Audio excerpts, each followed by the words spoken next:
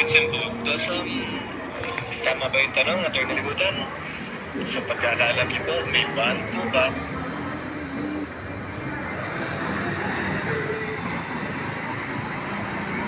Materiality ban po ba si Colonel Lachiga, tulad niyo, tumayas niyo?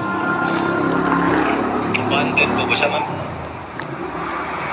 Si security officer na si Colonel Lachica na siya ang commanding officer sa DPSPG. Trial Hindi day po siya mandate, Your Honor. Pero 17. pa rin, Your Honor. Ako, ginagawa ko, Your Honor. I am still the impeachment accountable VP person, siya, Your Honor. That's why po, August 24, ang gumawa ng limitation 2026. Let's say that, yeah. Atty. Libutan, your witness. Now, hindi po ba, ma'am, na parang sa 3/4 of 2023, this is, I'll break the question down. You also gave 125 million pesos para sa first quarter ng 2023 kay Colonel Lachica. Hindi po ba? Nag-release po ako, Your Honor. Colonel Lachica.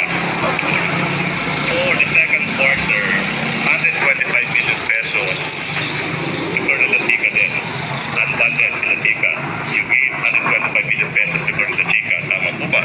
Tama, Your Honor. Kay siya po ang among security officer nga gitalaga ni Vice President Sara Duterte para mag-implement anang mga confidential activities, Your Honor.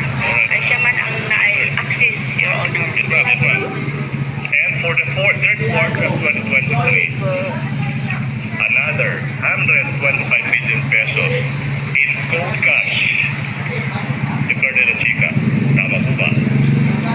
Tama po, Your Honor. Tama. So in total, kalahating bilyong piso Hawak mo na yung papel. ng pera ng taong bayan binigay mo sa isang unfunded person. As in answered, Your Honor. The council has Witness may answer. Counsel is seeking emphasis and clarification. Babae. Binigay, nirelease ko po kay Colonel Lachica, Your Honor, kasi siya po ang tinalaga ng aming Paano mo nalaman din na ba ng yun? Vice Presidente na siya po ang security officer, Your Honor. Meron pa Siya kami po, kausap. may alam, siya po ang eksperto, Meron pa Your kami Honor, kausap. Wala sa nang pangalan pagkatupad yun. Tayo, ng meron pupunta mga natin may pangalan. project o program Hindi po regarding sa appropriate na operation bilhin, ng kakausapin mo na confidential lang. Paano kung activities, sandaan yung Your dumaan niya, kausapin mo yung sandaan? Hindi po ba, ma'am? Nasa iba't ibang Kaya nga, sandaan sila, paano ngayon yan? Kasi nga, siya yung may alam sa pag-implement ng confidential activities. Hindi nyo rin po ba napansin na sa mga iba't ibang question ko sa iba't ibang punto, parang iisa na lang po yung sagot nyo. Napansin nyo po ba? Hindi. Colonel, Your Honor. Yes. Yun lang ang sagot ko. Yes. Okay. Now, let's go to this pre-planting activity, ma'am. Sinabi nyo, pareho sa good governance program, yung socio-economic program, pino-cover din yung tinatawag lang ninyo na pre-planting activities. Tama po ba? Your Honor. Ganito po ma'am, no? Napakasimple ng tanong na kung gusto nyo pong mag-explain ka, nang sagot nyo, pwede po sa pamamaraan po ng abogado ng kapila. Napakasimple po ng tanong. Para sa socio-economic program ng Office of the Vice President, isa sa mga activities na pinagkapitan ng confidential funds, sinasabi nyo, siguro pag-secure sa mga tree planting activities. Hindi po ba? Yes or no? Tree planting po ay kasali po sa pinagastusan ng confidential fund before po gawin ang tree planting. Ang aming security officer, Your Honor, magkanda po sila ng surveillance. Isay mo na, action, Your Honor, part na sa confidential fund. So sinasabi nyo, importante yung confidential funds para masigurado yung security ng Vice President. Tama po ba? Masigurado sigurado nga sin pag-implement Your Honor ang programa o ang mga tao nga mo plant dito sa area sa mga trees. Yes, ma'am. Now, hindi po ba noong Agosto o August 13, ilang araw pa lang, yung nakakaraan, 2026, yung Vice President nag-tree planting activity in Masibay Integrated School in Lunungan, Lanao del Norte, as can be shown in these news reports. May activity kasi ako ngayon. 2026. Ito yung tanong now. May confidential funds ba yung Office of the Vice President sa taon nito, 2026?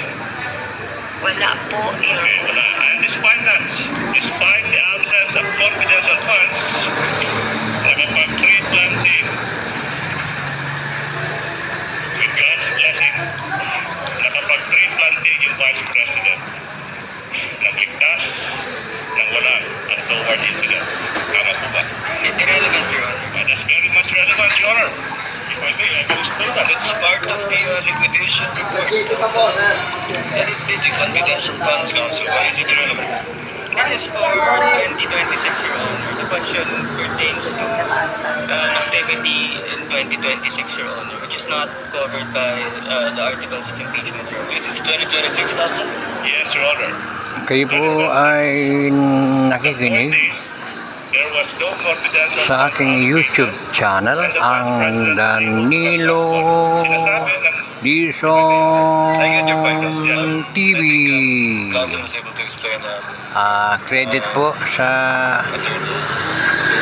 Senate of the Philippines, ang punto na si Nyolo. Pinyolo, kasama sa confidential funds na pinag-liquidate nila yung tree planting, di umano, sa kanyang coverage. nila, bagaman hindi ito sa kanang taong sakot na impeachment, Content. Maraming salamat po nagawa pa rin ito kahit walang confidential funds. crystal clear sa inyong pakikinig. Yes, witness will answer if she knows, because she's the SDO for the confidential funds. Hindi ko alam, Your Honor. Pakiclick lang po yung kamay na ka-thumbs up sa baba ng video, pati yung larawan. yung nabigay Lalabas po yung the word subscribe. Pakipindot po yung subscribe please para malagdagan yung aking subscriber na 226 pa lang. Kailangan po maka 1,000 subscriber ako para ma-monetize ng YouTube. Tulong nyo na po sa akin yan kasi matagal ko pang bubunuin yung 1,000 requirement para ma-monetize. Siguro abot ka ng 3 taon. So paki-click po yung subscribe. So thank you po muli sa inyong at saka ang pakikinig. Maraming salamat po. Good day and God bless.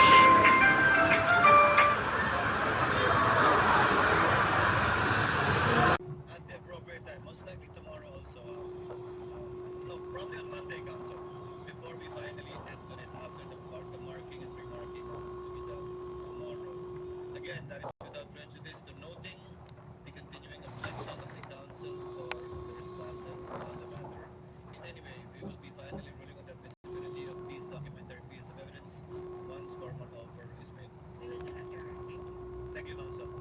If there are no other matters to be taken up, again, with the permission of my colleagues, fellow Senate judges, let their interjections be done tomorrow when we resume at 10 p.m. We will be convening at 3:30 for the advice of our Senate President this afternoon. Trial is adjourned until tomorrow, August 5 at 10 a.m. in the morning. Adjourn na po. Kaya po ay nakinig sa aking YouTube channel, ang Danilo Dizon TV. Pakiclick po yung kamay sa ibaba. Pati yung larawan, lalabas yung subscribe, pakiclick na rin. 12 ang trial.